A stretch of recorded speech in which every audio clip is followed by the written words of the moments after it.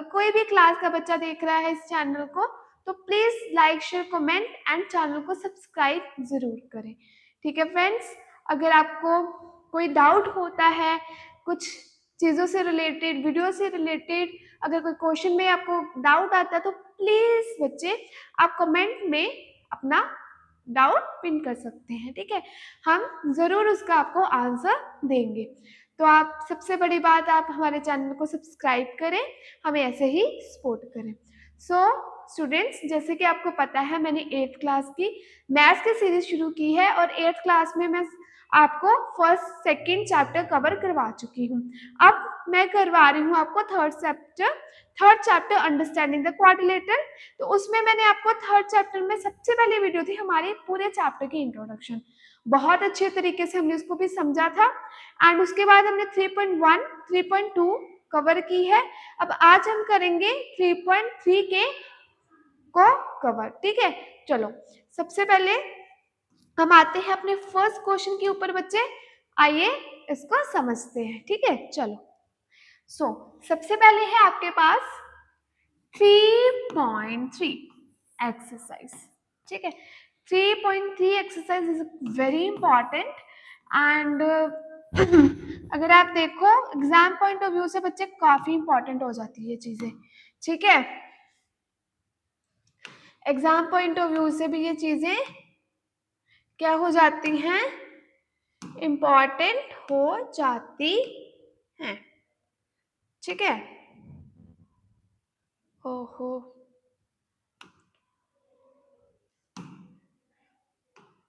चलो, क्योंकि एग्जाम में इससे रिलेटेड काफी क्वेश्चंस पूछे जाते हैं। चलो करेंगे, फर्स्ट क्वेश्चन आपके सामने है, given a parallelogram, given a parallelogram, आपके पास एक पैरेललोग्राम गिवन है, ए बी सी और डी। दिख रहा है आपको? okay, कलर थोड़ा डार्क कर लेती हूँ ना, आपको नहीं दिख रहा, मैं ब्लू मैं वो लूंगी जो इस पे भी होगा और इस पे भी, मैं लेती हूँ ना।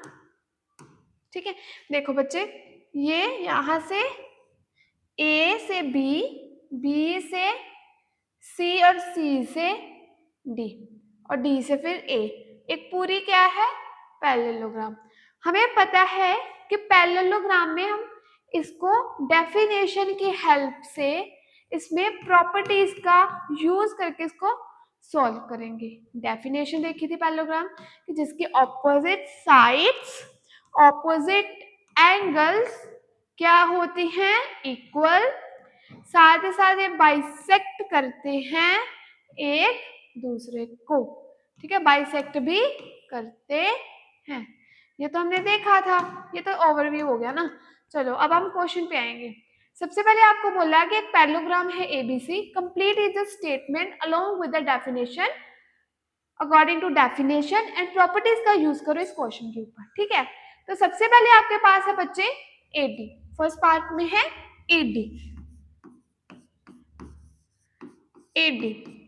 अब यहाँ पे हमने सॉल्व करना है, देखो एडी है आपकी ये साइड, ये साइड है ना, एडी है आपके बच्चे ये साइड, तो ऑपोजिट साइड क्या होगी, इक्वल। अगर एडी ये साइड है, एडी की ऑपोजिट साइड क्या है बच्चे, बीसी। ठीक है, एडी की ऑपोजिट साइड बीसी, तो it means AD equal to BC, AD equal to BC. Clear? अब आएंगे हम सेकंड अपने पार्ट पे। तो सेकंड आपके पास है एंगल, एंगल ये डी सी बी, मैं इसको पहले वाले को रब कर रही हूँ। क्लियर? क्योंकि पहले वाले, फिर सेकंड पे अब हम आएंगे ना। अब मैं कलर ले रही हूँ आपको ग्रीन, देखो डी सी बी मतलब ये सेंटर एंगल, जैसे यहाँ पे सी है तो मतलब ये सेंटर एंगल ये सी वाला होगा।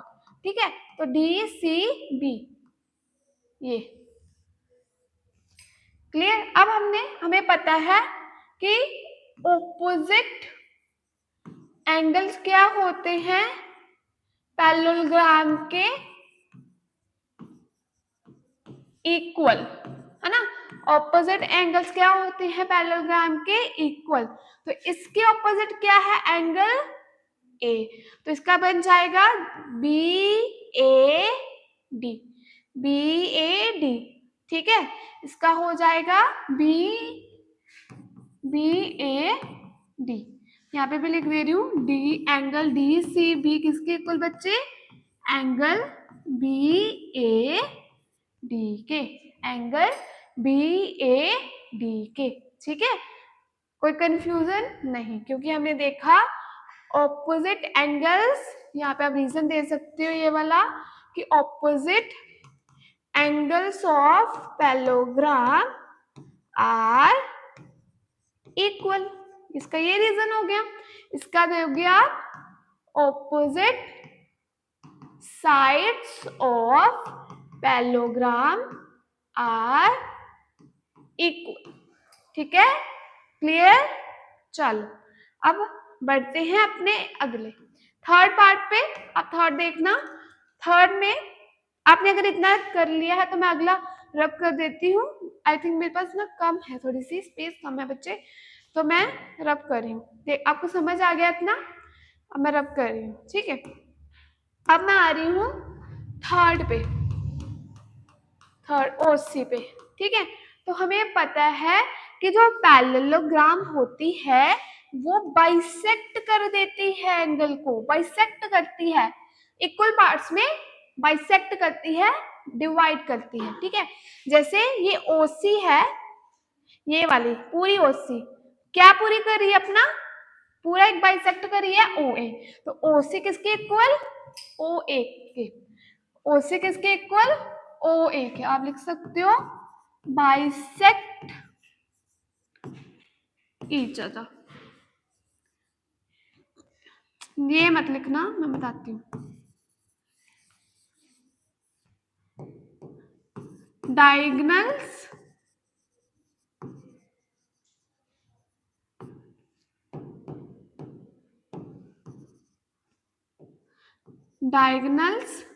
ऑफ पैरेललोग्राम आर बाइसेक्ट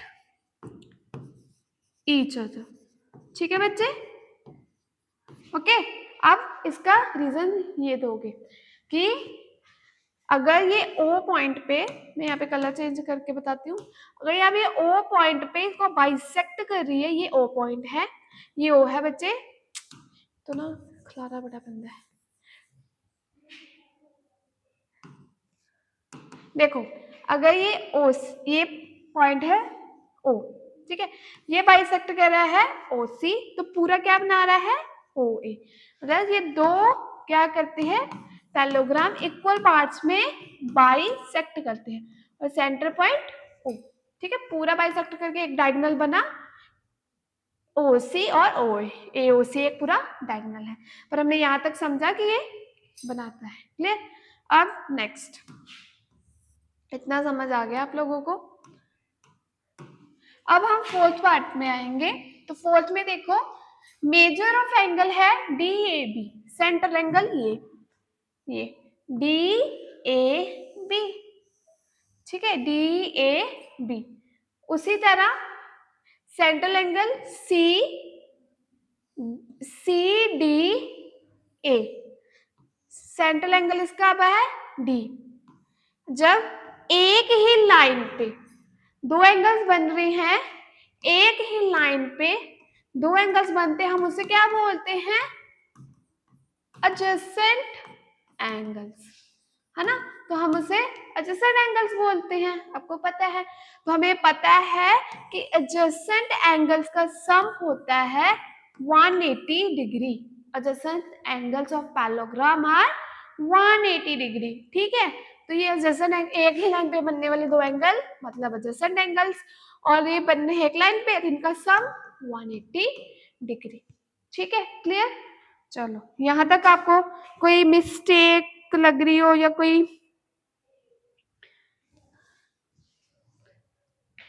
ठीक है, आई होप आपको इतना क्लियर हो गया। अब आगे बढ़ेंगे।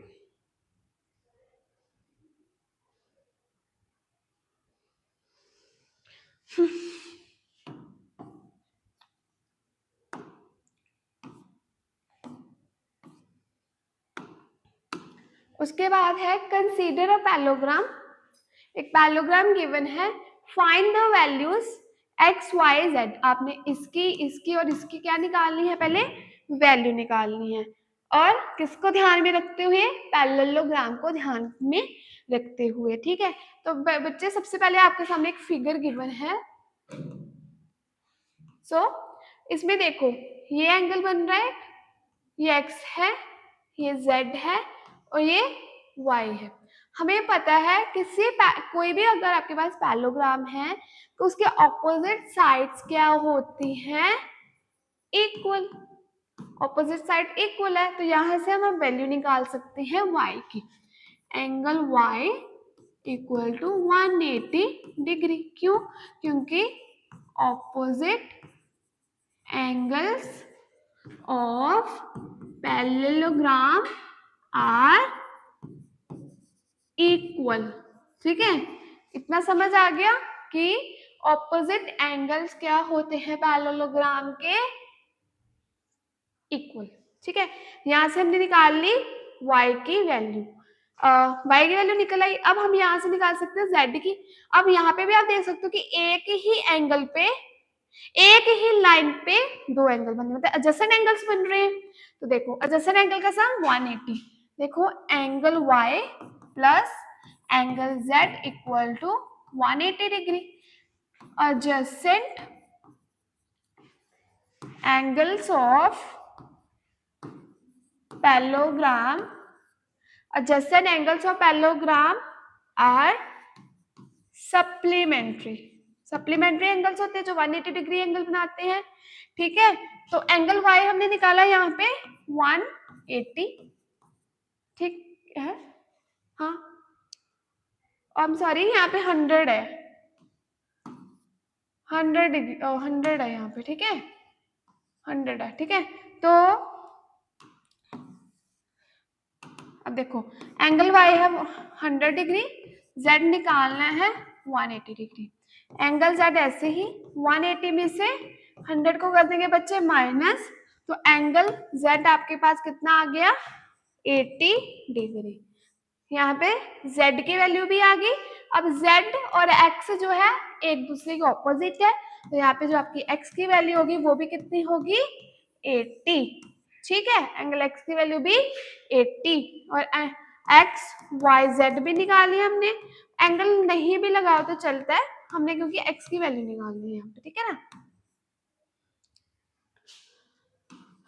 चलो y z और x y z की वैल्यू, x की है 80, z की भी 80 और y की 100। क्लियर?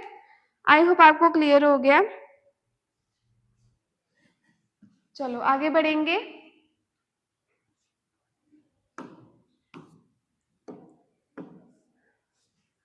अब है आपके पास अगला सम। ठीक है, सबसे पहले देखो ये पूरी लाइन, ये पूरी, सभी एंगल तो एक्सटीरियर है।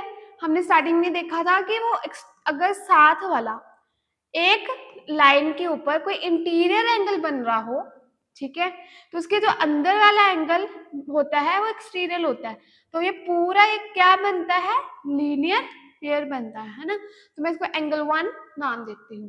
तो एंगल 1 प्लस एंगल z, तो लीनियर पेयर का भी क्या होता है, क्या होता है, लीनियर पेयर का जो सम होता है वो भी 180 डिग्री होता है, क्योंकि वो स्ट्रेट लाइन पे बन रहा है। तो आप यहाँ पे रीजन दोगे कि ये लीनियर पेयर है।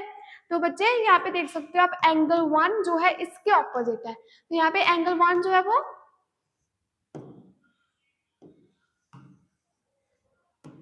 $50 यहाँ पे है ना, एंगल 1, क्योंकि यहाँ पे आप रीजन दे दोगे कि ये जो एंगल 1 है वो ऑपोजिट, एक मिनट में सारे में रब कर देती हूँ, फिर से लिखती हूँ।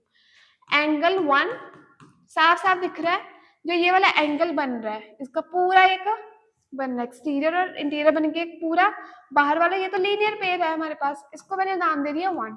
एंगल 1 है जो इसके क्या है बच्चे, ऑपोजिट है। तो ये ऑपोजिट एंगल्स इक्वल होते हैं, तो एंगल 1 इक्वल टू 50 डिग्री, तो आप लिख सकते हो यहाँ पे opposite angles of parallelogram are equal. ठीक है, यहाँ पे तो ये रीजन हो जाएगा।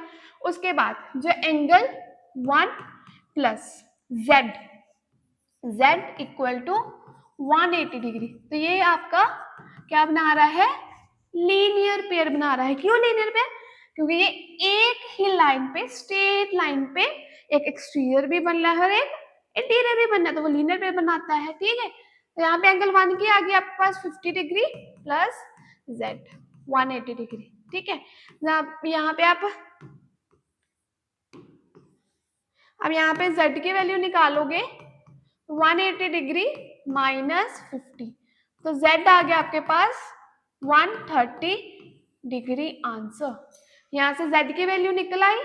ठीक है, अब एंगल 1 भी निकल आया। अब हमने निकालना है एंगल x और एंगल y।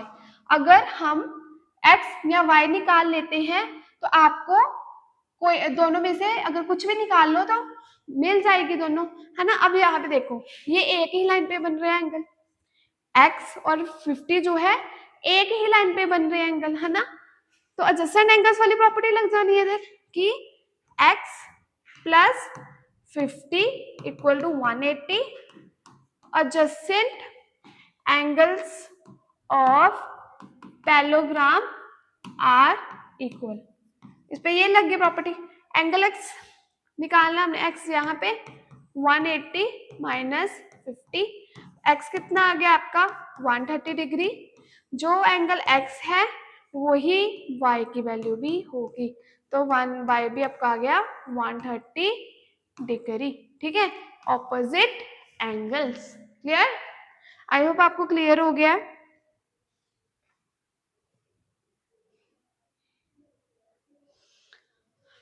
सेम आई है सभी वैल्यूज। ठीक है, आगे करेंगे अब हम, आगे करेंगे। अब है नेक्स्ट क्वेश्चन, एक मिनट रुकना। तो अब बच्चा हम थर्ड क्वेश्चन करेंगे। तो देखो थर्ड क्वेश्चन में क्या है, इस तरह से पूरी एक लाइन ड्रॉ हो रही है। ठीक है, तो यहाँ पे अगर हमने देखा था कोई इस तरह लाइन बाइसेक्ट करती है, तो ये जो ये एंगल होते हैं वो सारे उनके 90 डिग्री होते हैं। हमने देखा था, इंट्रोडक्शन में देखा था, तो मैंने ये आपको भी बता दिया। ठीक है, आई होप यहाँ तक तो आप लोगों को पता लग गया है। अब हम देखेंगे, अब क्वेश्चन को समझना है अच्छे से, थोड़ा सा टिपिकल है। देखो इस तरह से दो लाइन बन रही है ऐसे, तो आपको पता है ये पैरेलल लाइंस है। अगर कोई लाइन इसको ऐसे काटती है तो इसे हम ट्रांसवर्सल लाइन बोलते हैं, ये तो सभी को पता है ना। अब देखो, अब जैसे यही लाइन है, एक पैरेलल लाइन है इस तरह, एक पैरेलल लाइन है इस तरह, और इसको बाइसेक्ट क्या कर रहा है, ये चीज बाइसेक्ट कर रही है। ठीक है, काट रही है। उसी तरह ही है ये, इस तरह, इस तरह, इस तरह। समझ आ रहा है? ठीक है, अभी मैं इसको रब करती हूँ।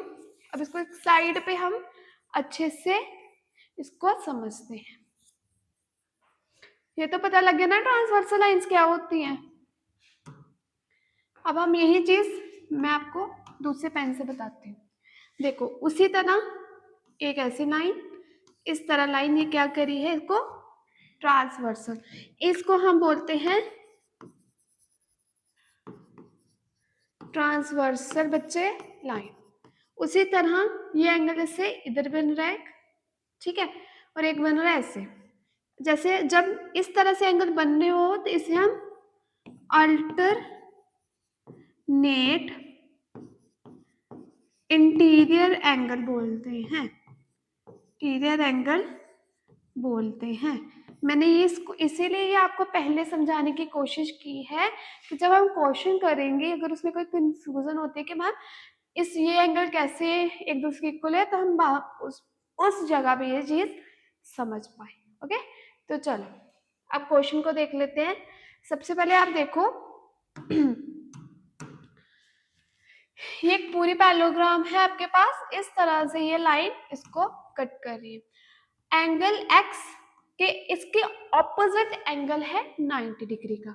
यहाँ पे आप बुक में देखोगे, यहाँ पे तो नहीं मैंने ड्रॉ किया, बट अब बुक में अपने देखना एनसीईआरटी में इस तरह से यहाँ पे एंगल बना हुआ है। ठीक है, तो ये 90 डिग्री है। I am sorry, 90 degree. अब यहाँ से मुझे पता लगा कि x जो है वो 90 डिग्री के, मतलब वर्टिकली ऑपोजिट एंगल। ठीक है, वर्टिकली ऑपोजिट एंगल है। क्लियर? हाँ, अब यहाँ से हमें पता लगे कि x इक्वल टू 90 डिग्री है। अब हमने आगे निकालना है, मैं यहाँ से रब कर रही हूँ अभी। ठीक है, अब हमने यहाँ से ये चीज तो निकाल ली। अब मैंने ऐसे ये चीज समझाई कि इस तरह से ये और इस तरह से ये और ये बन रहा है ना।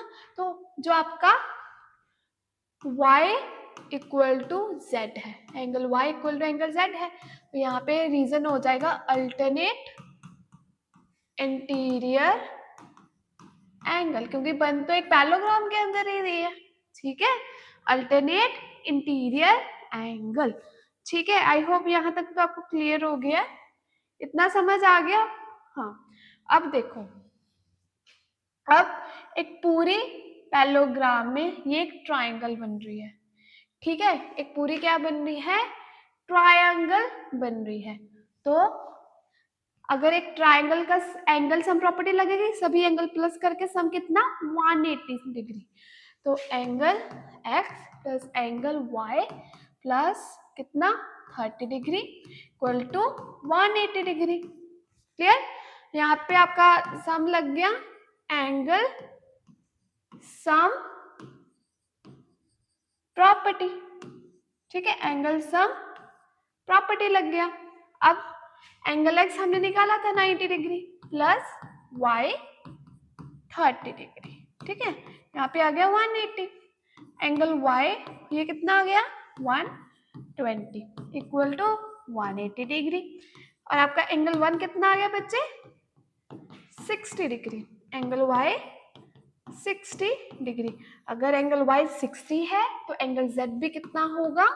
वो भी आपका 60 डिग्री होगा। ठीक है, यहाँ पे भी रीजन ऑल्टरनेट इंटीरियर एंगल वाला हमने देखा था ना ऊपर, वैसे ही ये लिखने की ज्यादा जरूरत नहीं है, बट तब भी मैंने आपको अगर कोई कंफ्यूजन ना हो तो पता लगे। यहाँ से हमने अपनी x की वैल्यू, यहाँ से y और यहाँ से z की वैल्यू निकाली। अगर आपको ये कंसेप्ट अच्छे से समझ आ गया है तो कभी भूलिएगा मत। ठीक है, बहुत इजी है। आई थिंक आपको यहाँ तक तो क्लियर हो गया है क्वेश्चन। ठीक है, आगे हम करेंगे, अब हम इतना उतार लो जल्दी से, अब नेक्स्ट करेंगे। ओके, चलो देख लो।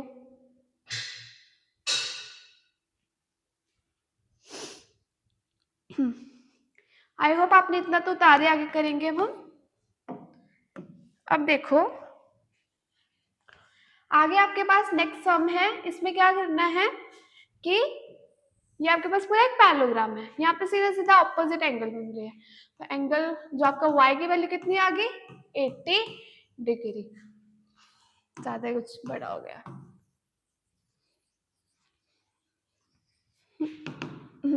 y की वैल्यू बच्चे यहाँ पे आ गई, y की वैल्यू कितनी आ गई? 80 डिग्री। तो यहाँ पे आपका reason opposite angles of parallelogram are equal.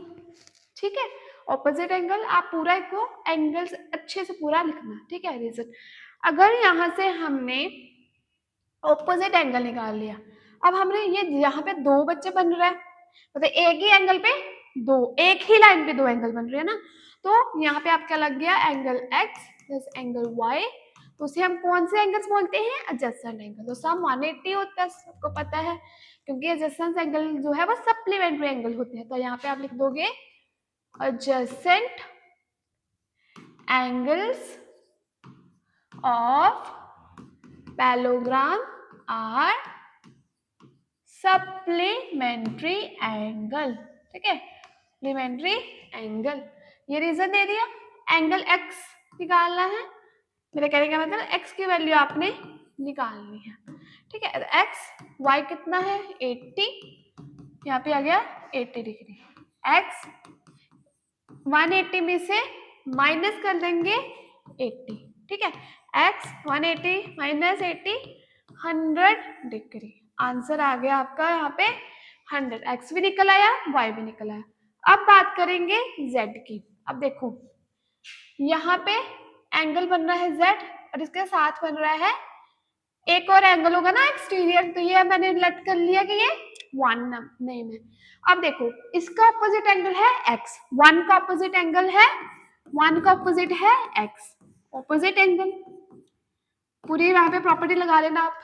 जो x की वैल्यू यहाँ पे आई है वही 1 की होगी, तो 1 भी कितना होगा यहाँ पे 180 डिग्री। ठीक है, इतना तो पता लग गया।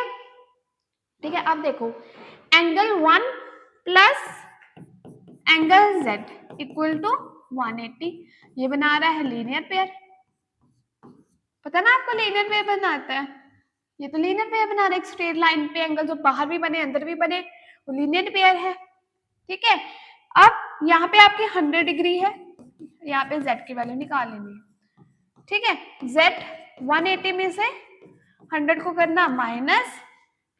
ठीक है, यहाँ पे आगे z की वैल्यू भी बच्चे कितनी आ गई 80, z की वैल्यू भी कितनी आ गई 80, y भी 80, z भी 80 और x 100। ओके, क्लियर, समझ आ गया। देखो यहाँ से फर्स्ट ये चीज की, फिर उसके बाद ये थर्ड में ये चीज की है। ठीक है, कंफ्यूज मत हो जाना। चलो अब नेक्स्ट करेंगे। आई होप क्लियर हो गया आप लोगों को इतना।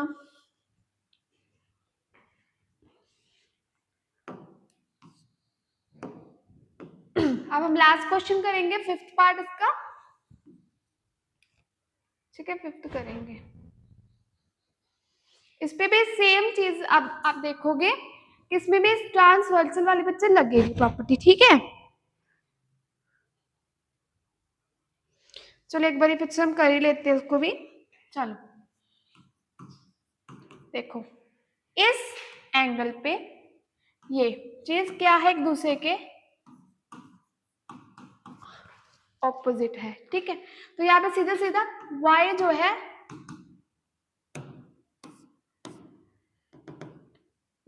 है वो 112 डिग्री आ गया।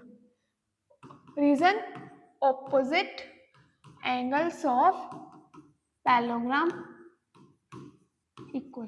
ठीक है, ये लग गया रीजन। ठीक है, उसके बाद ये तो पता लग गया।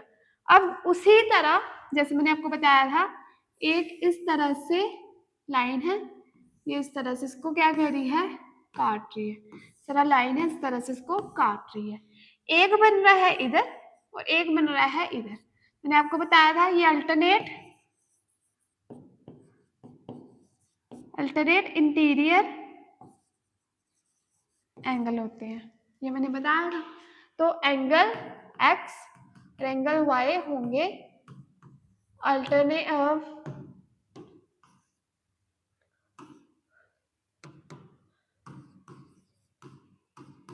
Alternate interior angle. इसमें ये ऐसे होगा। आई होप इतना क्लियर हो गया। ठीक है, और सॉरी एंगल z आएगा यहाँ, एंगल z। ठीक है, इतना क्लियर हो गया।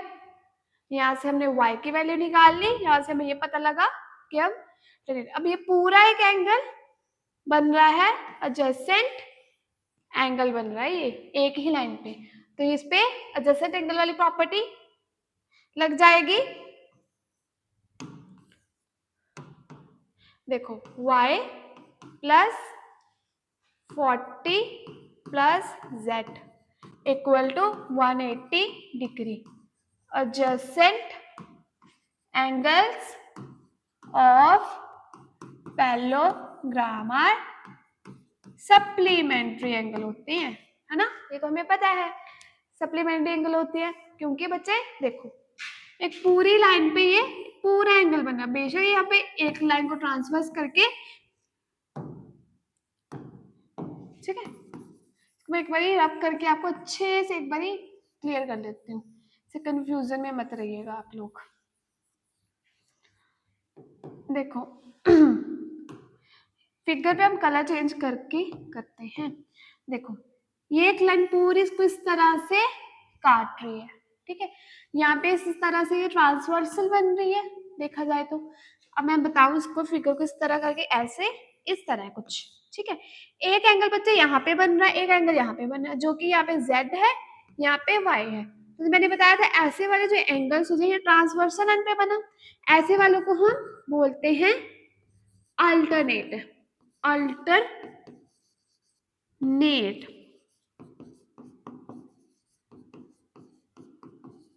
Interior angle. ये तो हमने देखा, ये मैं एक अलग तरीके से बता, ये तो हमने देखा है चीज, ठीक है, ये अल्टरनेट इंटीरियर एंगल हो गया।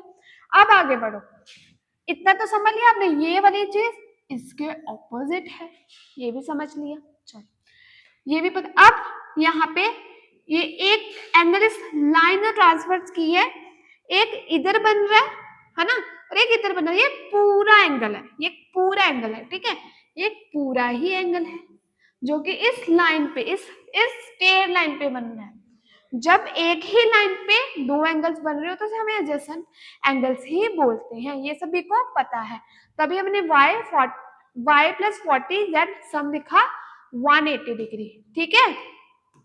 अब देखो y की वैल्यू है हमारे पास यहाँ पे 112 डिग्री प्लस 40 और z 180 डिग्री, ठीक है। इसको प्लस किया तो 152 प्लस z 180 डिग्री। अब यहां से z निकाल लो आप, 180 माइनस 152 निकाल लेना, ठीक है। तो z आ गया आपके पास बच्चे 8 7 28, ठीक है, 28 आ गया, y की वैल्यू भी आ गई और z की भी आ गई। अब जो z होगा वही x की वैल्यू होगी, यहाँ पे देख लो आप, x भी आपके पास क्या होगा 28 डिग्री, ठीक है, x भी होगा 28 डिग्री, ठीक है, 28 डिग्री। x y की z की और x की वैल्यू हमने निकाल ली, क्लियर। आई होप आपको यहाँ तक समझ आ गया है। अगर कोई डाउट हो तो पिन कर देना कमेंट सेक्शन में, ठीक है, क्लियर हो गया यहाँ तक आपको सभी को। अब बच्चे वीडियो जो है बहुत ज्यादा लंबी हो रही है, अब इस वीडियो में मैंने आपको फर्स्ट क्वेश्चन और सेकंड क्वेश्चन ही कवर कराया है, और जो बच गए हैं हमारे पार्ट्स आगे मतलब फर्दर क्वेश्चन जो रहते हैं वो नेक्स्ट वीडियो में करेंगे। Thank you for watching this video.